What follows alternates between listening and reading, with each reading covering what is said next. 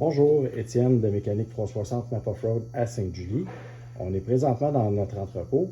On se fait poser plusieurs questions ces temps-ci par rapport à les pneus qui sont homologués hiver, que ce soit un pneu all-terrain ou un pneu de tourisme qui est homologué hiver, versus un pneu d'hiver. C'est quoi les principales différences, c'est quoi les principales caractéristiques? Donc ici, ce que je vous montre, c'est un très bon exemple. C'est un pneu all-terrain. Dans ce cas-ci, le client a décidé, lui, de le dédier pour l'hiver. Donc, c'est un pneu qui était cramponnable. Donc, on a rajouté les crampons dessus pour aller maximiser la traction sur la glace en hiver. Donc, ce que vous pouvez voir, c'est que les blocs d'espacement vont permettre une excellente traction, que ce soit dans une chaussée enneigée, dans une chaussée boueuse, ou une chaussée où il y a plus de particularités, si vous voulez, comme un chemin forestier ou quelque chose comme ça. Puis, la façon dont la semelle aussi, elle est conçue, elle est extrêmement résistante, extrêmement difficile à percer, que ce soit par un hasard de la route ou quelque chose comme ça. Cependant, si vous regardez la surface de la bande de roulement, vous allez vous rendre compte qu'il y a très peu de lamelles sur les pneus et les blocs d'espacement, dans ce cas-ci, vont avoir tendance à durcir quand même assez rapidement lorsque les températures vont se dégrader, lorsque les températures vont refroidir. Donc, ça fait en sorte que ça devient un pneu qui est plus glissant sur une chaussée froide et glacée, du fait que la bande de roulement ne répondra pas convenablement. Là, c'est sûr que dans ce cas-ci, on lui a rajouté des crampons. Alors, à ce moment-là, les propriétés d'adhérence sur la glace vont être maximisées par rapport à si le pneu n'avait pas de crampons. Si on regarde juste à côté, on a un pneu de camion. Donc, c'est un pneu, mais c'est un pneu hiver. Donc, c'est sûr que la bande de roulement, elle est moins agressive. Elle est un petit peu moins sexy aussi, peut-être. Par contre, si je me rapproche et que vous regardez bien comme il faut, vous allez voir les lamelles, il y en a beaucoup plus et elles ont comme une espèce de forme de Z un petit peu. Bon, bien, ces lamelles-là, elles vont permettre aux pneus d'aller emprisonner la petite couche d'eau qu'il y a sur la glace qui fait qu'on glisse lorsqu'il y a des plaques de glace. Donc, ces lamelles-là, plus elles sont profondes, vous voyez dans ce cas-ci, c'est des lamelles pleine profondeur, plus elles sont profondes, plus elles sont nombreuses, meilleure va être l'adhérence sur la glace. Donc, ce pneu-là, qui est un pneu de camion, qui est fait pour pouvoir charger beaucoup, c'est un pneu LT.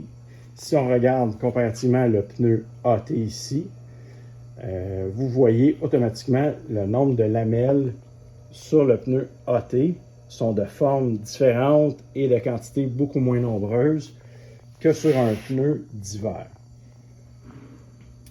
Dans ce cas-ci, les lamelles, il y en a quand même beaucoup, mais c'est un pneu, je vous dirais, qui va être très performant sur la neige, puis qui va être plus performant qu'un pneu AT sur la glace, mais ça demeure quand même, je vous dirais, un pneu, ce qu'on appelle, nous, ici, un tiers 2, donc c'est un pneu un petit moyen de gamme, si vous voulez. Là, dans ce cas-ci, encore une fois, on a rajouté des crampons, donc on vient d'augmenter l'adhérence sur la glace vraiment d'une façon exceptionnelle. Ces deux ensembles-là, avec les crampons, vont faire des pneus excessivement performants, autant sur la neige que sur la glace.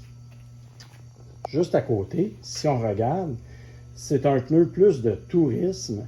C'est un pneu qui est non cramponnable et lui, il y en a pas à peu près des lamelles dessus. Donc, si vous regardez, il y a énormément de lamelles. Les lamelles sont toutes en zigzag. Ça va donner une adhérence optimale sur la glace. Ça, c'est un pneu haut de gamme avec énormément de lamellisation, puis avec une bande de roulement qui est directionnelle, donc qui va faire sortir, que ce soit de la neige, de la slush, de l'eau. Tout ça va sortir au niveau de la bande de roulement pour que le pneu demeure performant, peu importe les conditions. Donc, vous voyez ici, si on regarde un pneu de performance, un pneu haut de gamme hiver, il y a énormément de lamelles sur le pneu.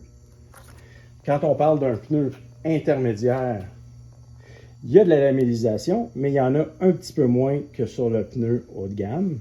Dans ce cas-ci, avec les crampons, c'est un moindre détail puisqu'on va aller maximiser l'adhérence sur la glace avec les crampons. Puis si on prend un pneu de type AT, ben là, on a vraiment un pneu qui est plus destiné, je vous dirais, 3 saisons. Et dans ce cas-ci, encore là, avec les crampons, on va aller donner une bonne adhérence sur la glace. Mais c'est sûr que ces pneus-là, sans crampons, ils ont beaucoup moins de performance et d'adhérence sur la glace qu'un pneu qui est destiné hiver et un pneu haut de gamme dans la catégorie tourisme. Donc, j'espère que ça répond un peu à certaines interrogations qu'il y a des gens qui se posent. On a beaucoup de questions à ce niveau-là. Il y a beaucoup d'interprétations. Il y a beaucoup de gens qui disent qu'ils roulent du AT à l'année et qu'ils sont pleinement satisfaits. D'autres qui disent non, nous autres, on jure juste par des pneus à crampons.